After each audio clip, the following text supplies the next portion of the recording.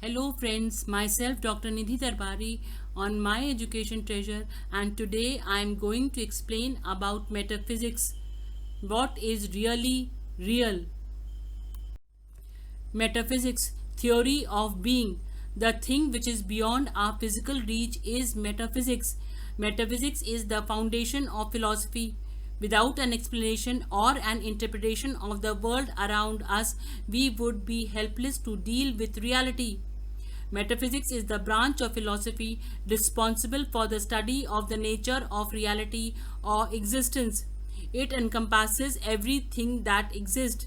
It is the foundation of worldview. Metaphysicians ask what kind of things exist and what are they like. They reason about such things as whether or not people have free will, in what sense abstract object can be said to exist, and how it is that brains are able to generate minds. Aristotle calls it first philosophy of theology and sometimes just wisdom, and says it is the subject that deals with the first causes and the principles of things. It asks questions such as what exists or what is real. It answers the question what is. We would not feel ourselves or act to preserve our lives.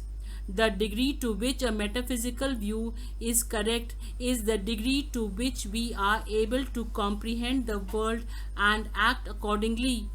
Without this firm foundation, all knowledge becomes suspects. Any flaw in our view of reality will make it more difficult to live. The Greek word metaphysica, literally after physics, is derived from the word meta, means beyond, upon, or after, and physica means physics. Indicate that part of Aristotle's over which came in its sequence after those chapters which dealt with physics. Literally, it refers to those things after physics. According to Aristotle, all science is of universal or abstract nature. Nevertheless, over the centuries, the scope of metaphysics has been enlarged and various interesting features of it need study. Aristotle originally split his metaphysics into three main branches: ontology, the study of being and existence, including the definition and classification of entities, physical or mental, the nature of their properties, and the nature of change; natural theology, the study of God, including the nature of religion in the world, existence of the divine, questions about the creation, and the various other religious and spiritual issues; universal science, the study of first principles of logic and reasoning, such as the law of non contradiction. Later, it was misinterpreted by medieval commentators on the classical text as that which is above or beyond the physical, and so over time, metaphysics has effectively become study of what which transcends physics. Aristotle's writing on first philosophy came after his treatise on physics. Therefore, Aristotle's editor Andronicus of Rhodes named them metaphysics. It asks questions like what is the nature of reality? How does the world exist? And what is its origin of source of creation? Does the world exist outside the mind? How can the incorporeal mind affect the physical body? If things exist, what is their objective nature? Is there a God, or are many gods, or no God at all? At first, questions like what is real seemed too simple to bother asking. But consider George Knight's example about the existence of a flaw, and one will see that the question has far reaching implications. What is exactly the nature of the floor upon which you stand? It seems to have a rather straightforward existence. It is obviously flat, solid, and smooth. It has a particular color. It is composed of an identifiable material such as wood or concrete, and it supports your weight. Suppose, however, that a physicist enters the room and is questioned about the reality of the floor. She will reply that the floor is made of molecules, that molecules consist of atoms, electrons, protons, and neutrons, and these finally of electric energy alone. A third position is offered by a passing chemist. To him, the floor is a hotbed of hydrocarbons associated in a particular way and subject to certain kinds of environmental influences such as heat, cold, wetness, dryness, and oxidation. It is evident that the question of reality is not as simplistic as it appears. It is, if the reality of a common floor is confusing, what about the larger problems that present themselves as mankind searches for the ultimate reality of the universe? The sum total of man's knowledge is the product of man's curiosities about the universe, and that these are uncontrolled by what he thinks to be real. Metaphysics concerns itself with the problems of reality and it has a bearing on the philosophy of education in that, for example, curriculum considerations are directly related what man has come to know and value in this universe of his. The term metaphysics was used by ancient editors to place Aristotle's treatise into coherent work which was called metaphysics. Sheffield maintains that it is derived from the term matter physics, things beyond the physical realm. Metaphysical questions are the most basic to ask because they provide the foundation upon which all subsequent inquiry is based. Metaphysical questions may be subdivided into four subsets. Cosmology. The aspect of metaphysics first relates to the origin, development, and nature of cosmos and is called cosmology. Cosmology consists in the study of theories about the origin, nature, and development of the universe as an orderly system. Questions such as these populate the realm of cosmology. How did the universe originate and develop? Did it come about by accident or design? Does its existence have any purpose? Cosmologists study the cause and effect relations and the nature of time and space in regard to the origin of the cosmos. The oldest views are those of the theologists who believe that God is the first cause or creator of the physical world. The pith of the argument lies in the existence of the prevalent orderliness and masterly design of the universe.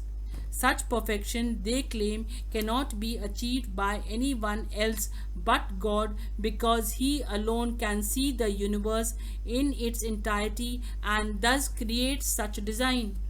Most of the major religions, Hinduism, Judaism, Christianity, Islam, holds this theory of creationism. The counter view is held by evolutionists. They claim that the universe evolved of itself, perhaps, as Butler puts it, starting from incoherent stuff of some sort into its infinite variety of forms.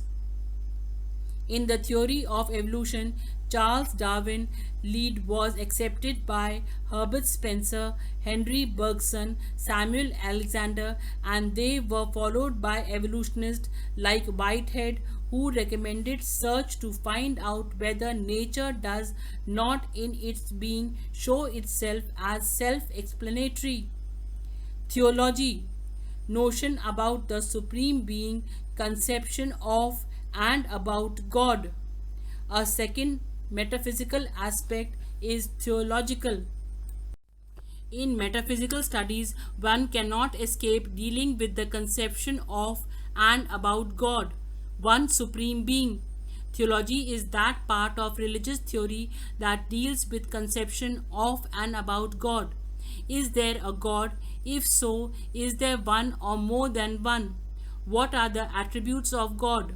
If God is both all good and all powerful, why does evil exist? If God exists, what is his relationship to human beings and the real world of everyday life? The first questions are that of faith in God, known as theism. The theists believe in the existence of God, who is considered more than the cosmos, although the belief is that through him, that the cosmos exists. In a restrictive sense, the term theism also stands for monotheism. The Christians and the Muslim philosophies are based on existence. Intellectually, the probability of God has been sustained and reinforced by Saint Thomas Aquinas.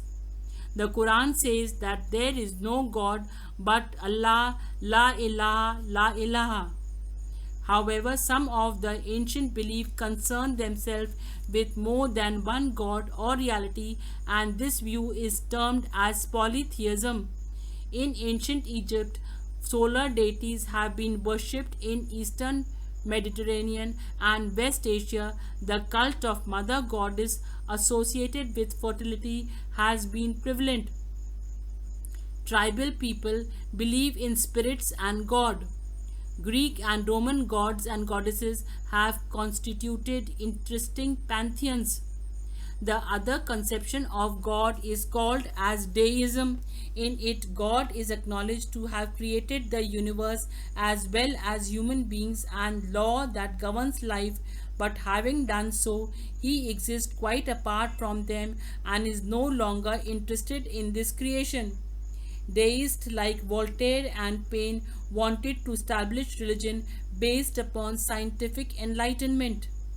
Yet another conception is that God is in everything and everything is God, yet it is called pantheism. The spirits are pervaded with the spirit of pantheism. In the Western world, pre Socratic schools like the eclectic school had pantheistic elements. The new Platonist and some stories have developed the belief which has had its impact on Christianity, particularly with relation to doctrine of Trinity and creation.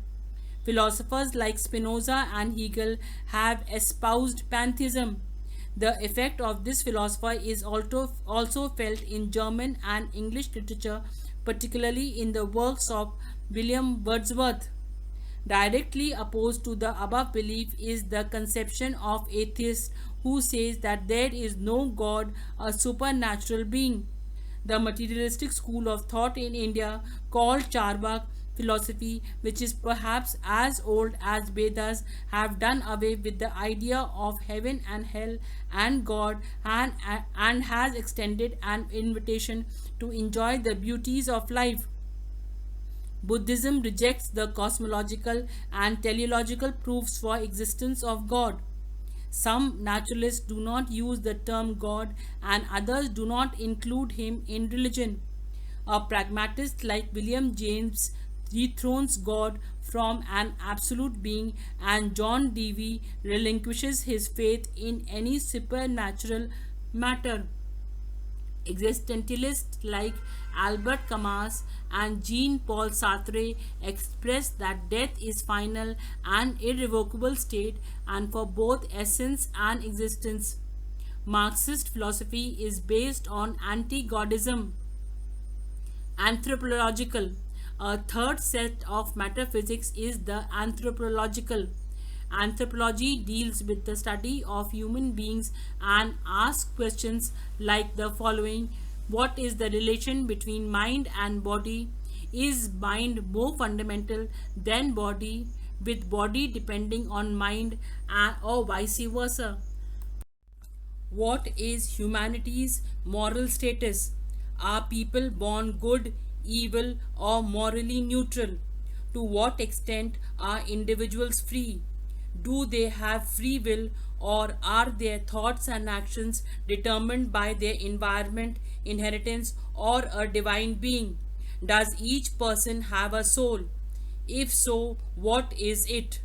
People have obviously adopted different positions on these questions, and those positions influence their political, social, religious, and educational ideals and practices. The nature of man. Whether we accept the theory of creationism or illusionism, the study of man's as an indispensable unit of reality is of paramount importance, for he is the only known agent who has been inquiring about the universe and his place in it. What then is self? The Upanishad speaks of Brahma and Atma. The idealists believe that self is a soul, it is a spiritual being. It is their belief that if a man is not assigned his spiritual reality, he degenerates into a mere biological being. On the other hand, the naturalists consider the self to be the same as the body. From the time of ancient Greeks, who treated the universe as made of one substance, through Auguste Comte's view of nature and interrelated structure, to Herbert Spencer's synthetic philosophy, little distinction has been made between the self and the body. The experimental, however, have attached great importance to the social aspect of the self. According to them, man interacts with the world and is capable of changing events. The youngest philosophy, which has something different to say on self, is existentialism. In itself is treated as a fact wherever it happens to be. The soul, the relationship between body and mind. Metaphysics also deals with the problems of the relation of the body to mind. The spiritualists believe that mind, soul, is more fundamental and that body depends on it. In the Upanishad, Atma is the real agent of all the senses and thinking processes. Socrates' psychic is the governor of human conduct. For Plato, the body itself is inanimate. It is moved by soul. In the Western world, the idea of dual nature has persisted throughout the centuries, remaining somewhat submerged under the Christian theology. It is perhaps the most secular environment of the 17th century which made philosophers like Rene Descartes re-establish and reassert that mind and body is really distinct though mingled in life. Later on, in the 18th century, Immanuel Kant, although he rejected a formal dualism of mind and body and substituted a somewhat similar idea of flesh and spirit, believed in the immortality of the soul. The realism of the 19th century and the pragmatic view of the 20th century have changed the views on the relationship of the soul and the body. Some such views are that although the body and mind are two different kinds of reality, these can affect each other.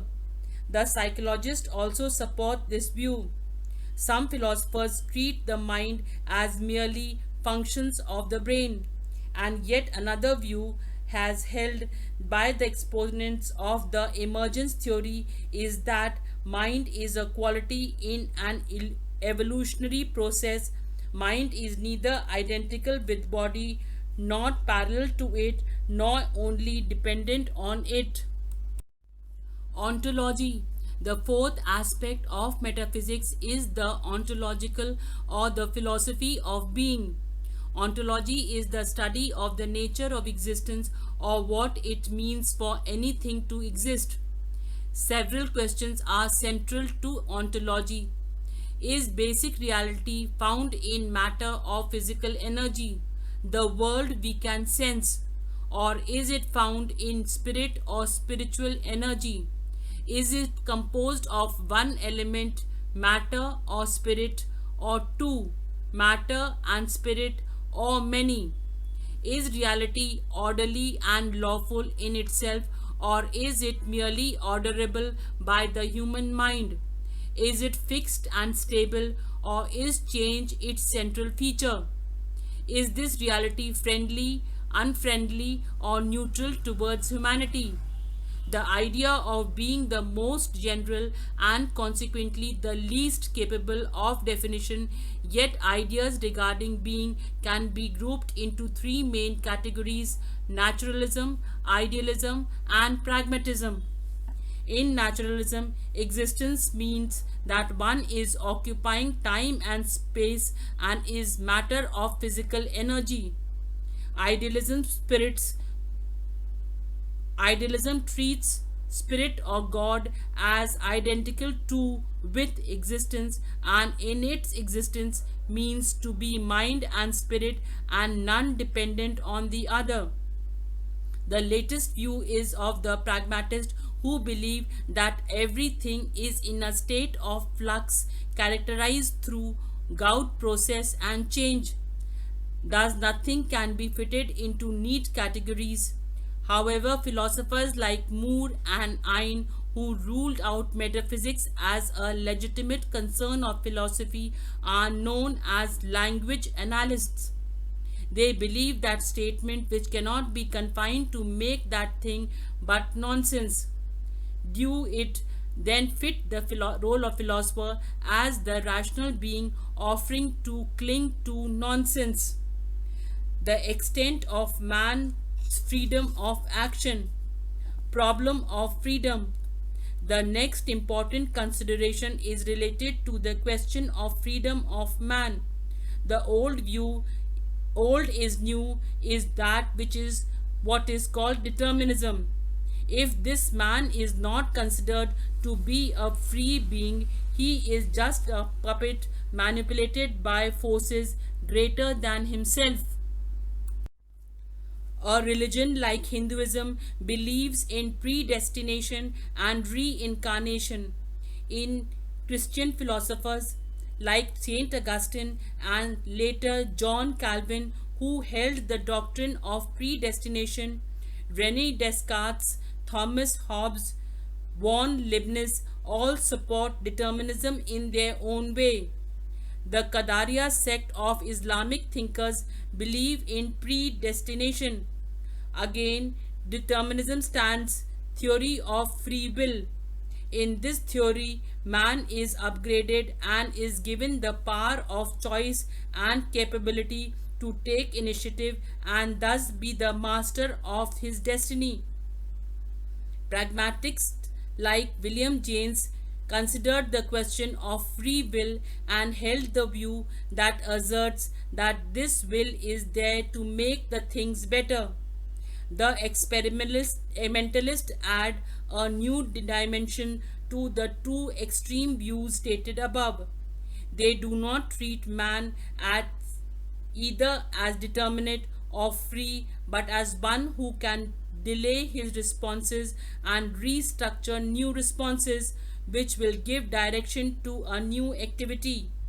According to John Dewey, thinking is something of the operation of knowing, which are natural responses of the organism. These can be selected, delayed, and synthesized, although all actions may not go unhindered in a social context. Teleology.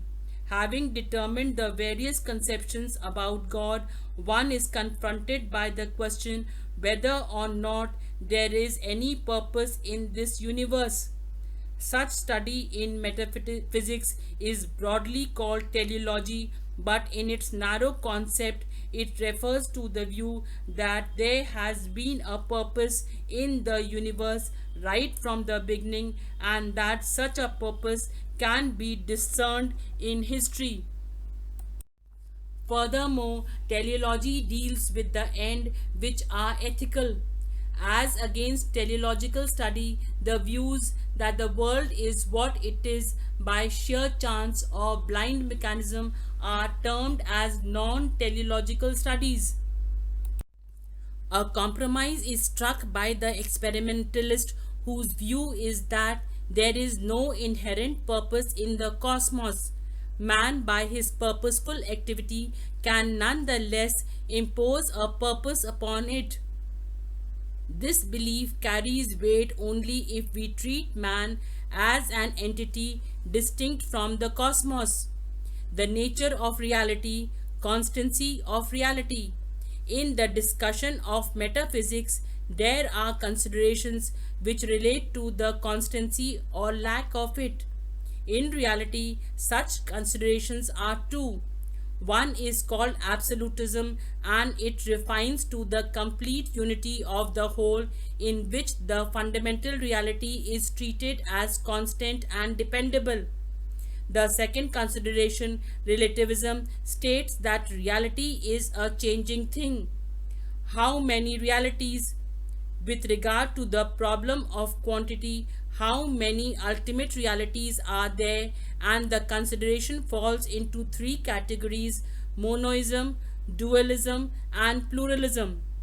In the doctrine of monism, reality is treated as one substance, either material or spiritual.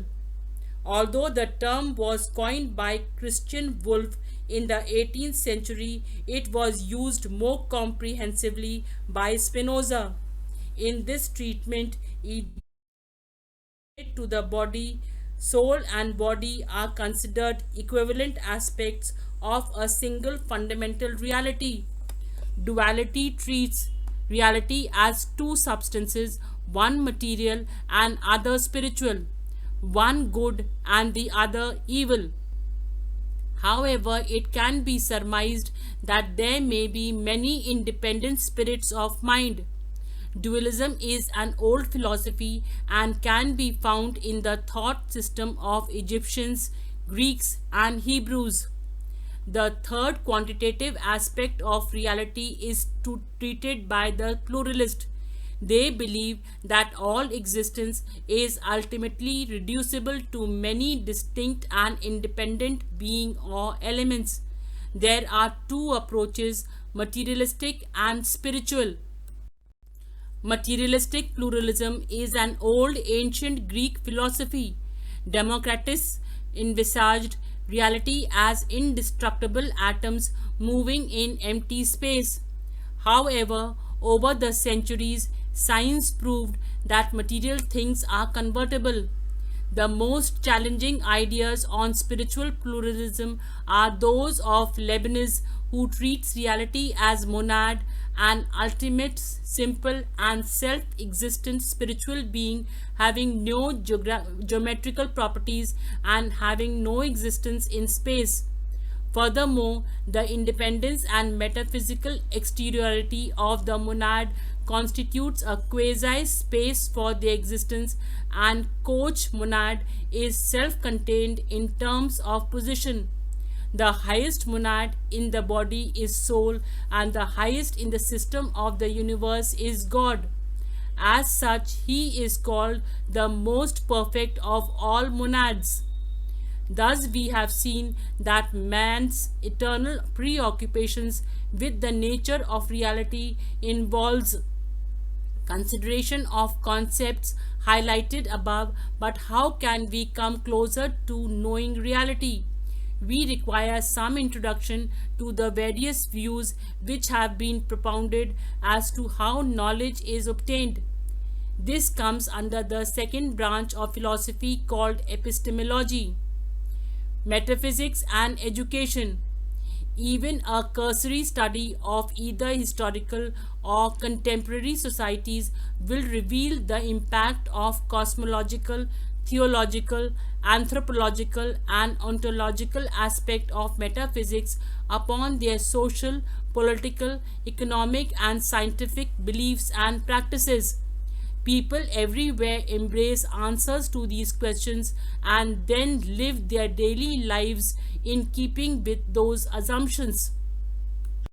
If you found the video to be informative and interesting, I request you all to please give a like to the video to motivate me, share it for others, and subscribe it so that whenever I upload a new video, you will get a notification.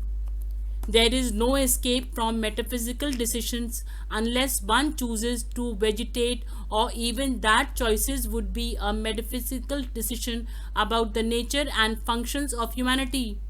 Education, like other human activities, cannot operate outside the realm of metaphysics. Metaphysics, or the issue of ultimate reality, is the central to any concept of education because it is important for any educational program of the school to be based upon fact and reality rather than fancy, illusion, error, or imagination. Varying metaphysical beliefs lead to differing educational approaches and even separate systems of education. Why do Adventists and other Christians spend millions of dollars each year on private system of education when free public systems are widely available? This is due to their metaphysical beliefs regarding the nature of ultimate reality, the existence of God, the role of God in human affairs, and the nature and role of human beings as God's children. At their deepest level, men and women are motivated by metaphysical beliefs. History demonstrates that people are willing to die for those convictions and that they desire to create educational environment in which their most basic beliefs will be taught to their children. The anthropological aspect of metaphysics is especially important for educators of all persuasions. After all, they are dealing with malleable human beings at one of the most impressionable stages of their lives. Views that about the nature and potential of students form the foundation of every educational process. The very purpose of education in all philosophy is closely tied to these views. Thus, anthropological considerations lie extremely close to the aims of education. Philosopher D. Elton Trueblood put it nicely when he asserted that until we are clear on what man is, we shall not be clear about much else. It makes a great deal of difference whether a student is viewed as Desmond Morris, naked ape, or as a child of God. Likewise, it is important to know whether children are innately evil or essentially good, or good but radically twisted by the effects of sin. Variations in anthropological positions will produce significantly different approaches to the educational process. Metaphysics is a speculative and focus on issues as the nature of cause-effect relationships. It relates to the teaching in terms of thoughts about educational goals, the selection of appropriate content and educational goals, and attitude towards the general nature of learners. Thank you very much for patiently watching the video, and don't forget to subscribe.